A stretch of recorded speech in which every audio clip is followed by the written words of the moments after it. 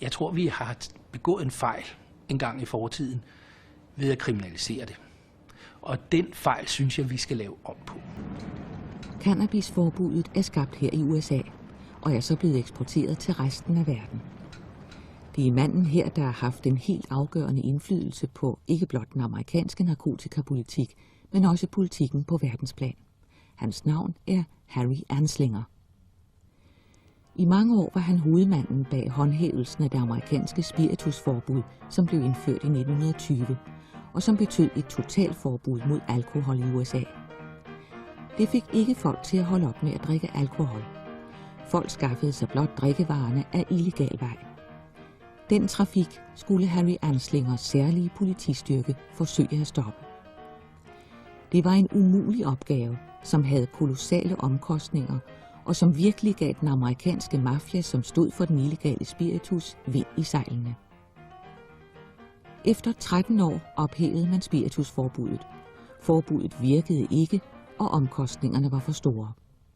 Harry Anslingers arbejdsopgave var pludselig væk.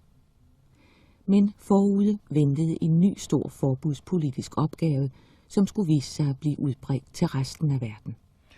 With respect to marijuana, I don't think there's any individual more influential or more responsible for legislation affecting marijuana than Harry Anslinger.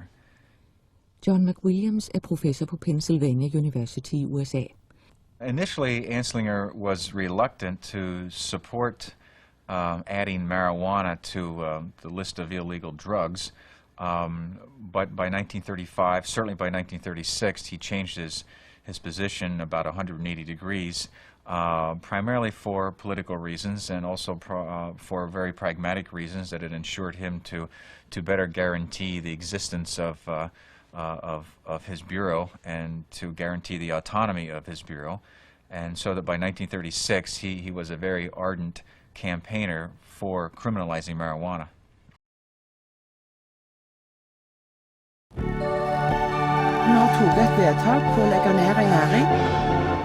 If you don't have any art, you're pretty much lost.